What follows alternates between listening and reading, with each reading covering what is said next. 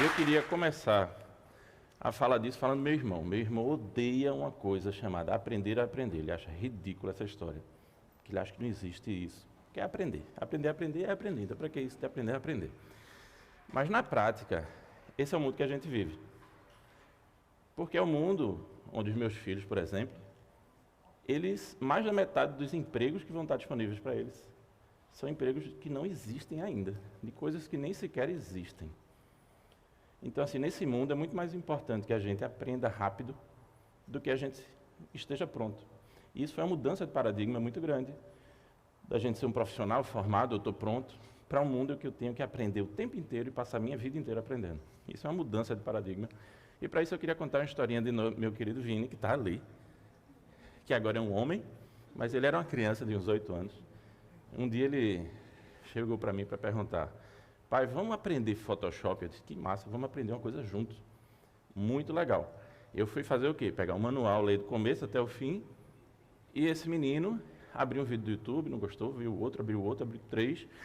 Aí achou um em inglês, ele não sabia falar inglês, ativou as legendas, aí não entendia algumas coisas, passava para um tradutor, voltava, pulava o vídeo, ia para 15 minutos na frente, voltava. Aí o instrutor falava alguma coisa prática, aí ele abria o Photoshop, mexia, fazia outras coisas, voltava para o vídeo, pulava, via para... Era um processo aparentemente completamente caótico. E, na verdade, o que eu percebi naquele momento foi a minha arrogância. Eu, enquanto educador, que acho que sei como é que as pessoas aprendem. Porque, na prática, eu até sabia de algumas coisas, mas o que Vini me mostrou é que ele tinha um outro paradigma. É o paradigma de um aprendizado não linear. E é um paradigma que fez com que ele, em 30 minutos, aprendesse um negócio que eu passaria o dia todo e não teria aprendido. Então, isso é muito impressionante. Às vezes a gente critica as mudanças, mas tem coisas muito impressionantes. E isso me fez ver que meus filhos estão mais preparados para esse mundo de hoje do que eu. Porque eles estão aprendendo muito mais rápido e muito mais eficientemente. Em meia hora ele sabia fazer uma coisa. Em meia hora eu não conseguia fazer nada, só ter uma teoria geral. Então, esse mundo novo é o mundo deles. Então, eu fico muito feliz vendo que tu esteja aqui. A má notícia é que esse mundo vai mudar de novo. A gente está em plena queda da Bastilha. Lembram da história?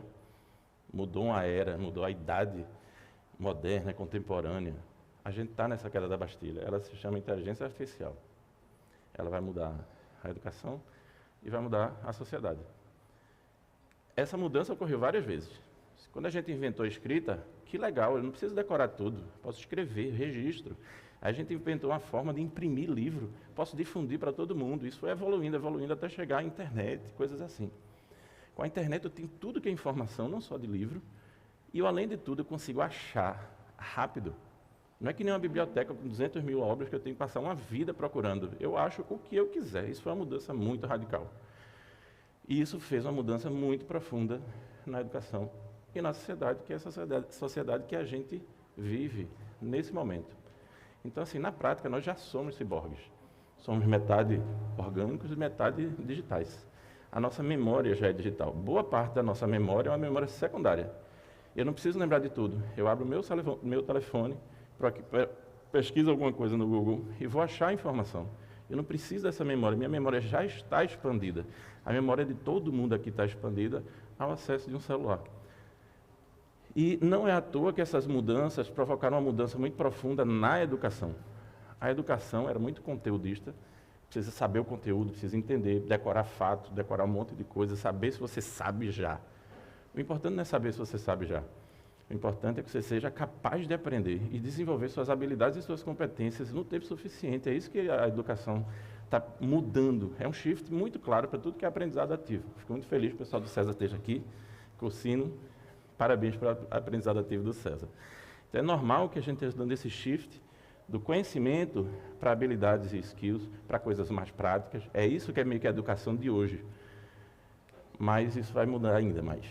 Por quê? Porque todas essas inovações aí, de escrita, de livro, de internet, etc., basicamente expandiu a nossa capacidade de acessar a informação. Temos muita informação, não precisamos decorar. O que muda com a inteligência artificial é que surge um novo paradigma. Até agora, nós ainda éramos os agentes. Cabia a nós fazer. A gente aprende num livro ou na internet e a gente faz. O que muda com a IA? ela cria agentes digitais. Eles fazem. Isso traz uma mudança muito radical. Por quê? A gente fica perdido. A gente não sabe para onde vai. As máquinas estão começando a superar a gente, tanto em memória, quanto em capacidade de processamento. E sobra o que para a gente? A gente faz o que nesse mundo, mais para frente? Então, retomando a esfinge aqui, a questão é, a gente precisa aprender a perguntar. A gente precisa aprender a solicitar. É outro tipo de atividade que a gente precisa fazer, que a gente começa a ver quando a gente usa essas ferramentas de IA de hoje em dia.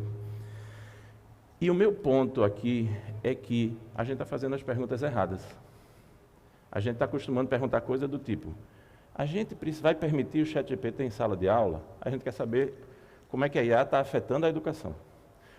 Ou, às vezes, a gente está se perguntando, como é que eu ensino IA? Então, como é que eu preparo novos profissionais, por exemplo, e faço o desenvolvimento econômico do país?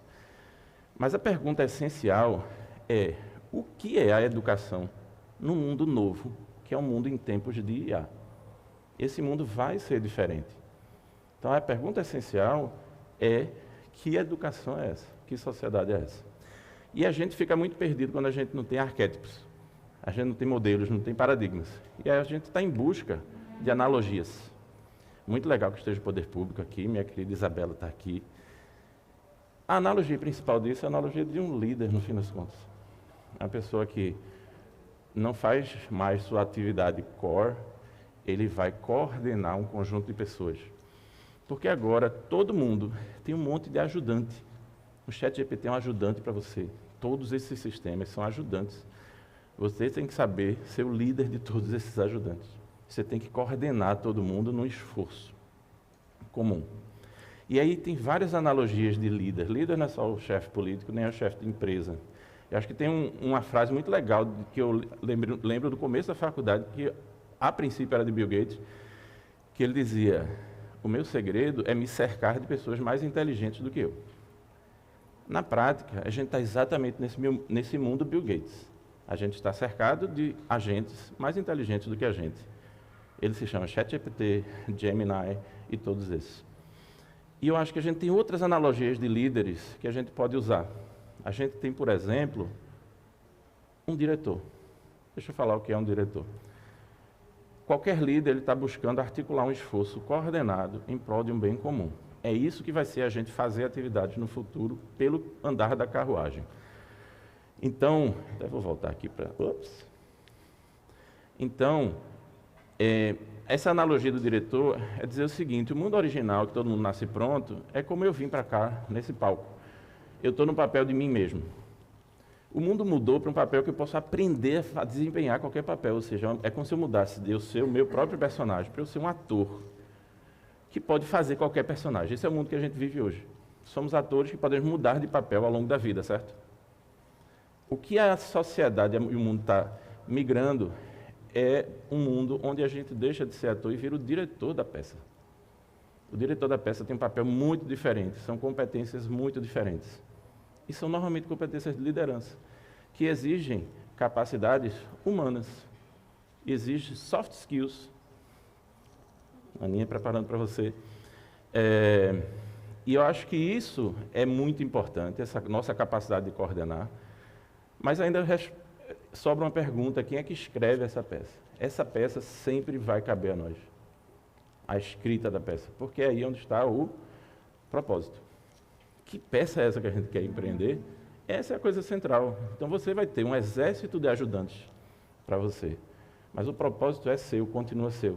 Então a gente tem que começar a trabalhar mais na educação, propósito, e não só propósito. A gente tem que trabalhar como é que a gente lida com as nossas próprias angústias num mundo que muda completamente e que as coisas não estão no nosso controle. Do mesmo jeito que um líder tem que lidar com isso, em que uma pessoa que é liderada, ele não vai fazer o trabalho pela pessoa, ele vai estar em outra função. Isso traz uma angústia grande e exige muito autoconhecimento. Então, o mundo de educação para esse mundo novo é um mundo que a gente vai ter que investir muito em educação emocional. Em educação, como é que a gente trata as pessoas, como é que coordena projetos em que tenha agentes humanos e agentes digitais. É um mundo muito diferente do de hoje. Eu acho que essa é a pergunta essencial que a gente deve fazer. E a gente termina ficando preso em trincheiras. A gente tem esse mundo aí de extremos, a era de extremos. É assim, ou a gente proíbe, ou a gente segue cegamente. Parece ser os dois únicos caminhos que a gente tem. E aí eu queria falar um exemplo dessa minha estadia lá em Stanford, que teve algumas coisas muito importantes. Uma delas foi que quando eu quis cursar uma disciplina. Quando eu cursei uma disciplina, uma das coisas curiosas é que o professor estimulava que você usasse tanto o ChatGPT quanto todos os outros. E aí, na prática, ele até ensinava como usar, mas ele dizia, você tem que explicar como usa, coordenar, dizer o que é que fez e como é que você se certificou que ele não está mentindo, porque essas coisas mentem. Então, você vai ter que aprender. Só que um trabalho que dura 6 meses passou a ser feito em 2 semanas. O que é que aconteceu? Eles estão aumentando o nível do sarrafo para você passar agora. E esse é o mundo vai aumentar o nível de sarrafo. Porque a gente vai ser capaz de fazer mais coisas do que a gente é capaz hoje. E isso traz muita angústia. Então, a coisa central é que numa experiência como essa de Stanford, todo mundo podia fazer seus experimentos, tinha liberdade, mas nem o sim nem o não era a priori.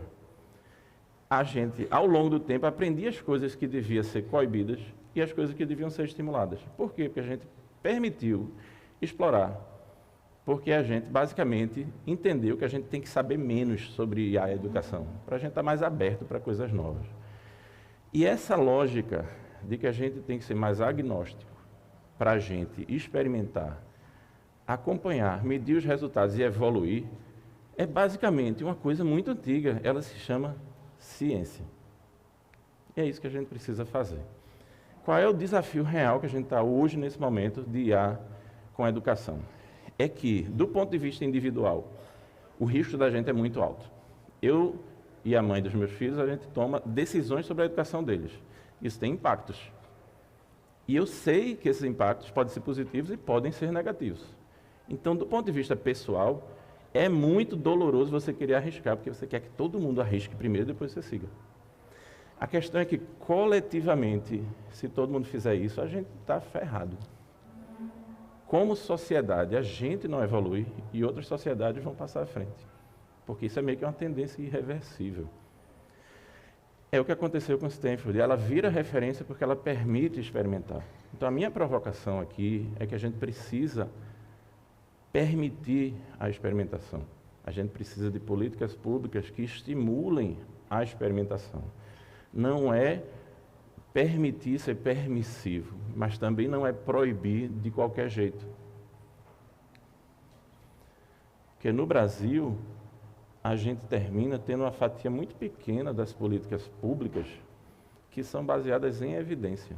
As pesquisas variam aí, mas normalmente está entre 15% e 30% das políticas públicas são tomadas baseadas em evidência. Então, eu uso esse canal aqui, com boa parte do poder público que está aqui, para provocar. A gente precisa basear as nossas decisões em evidência.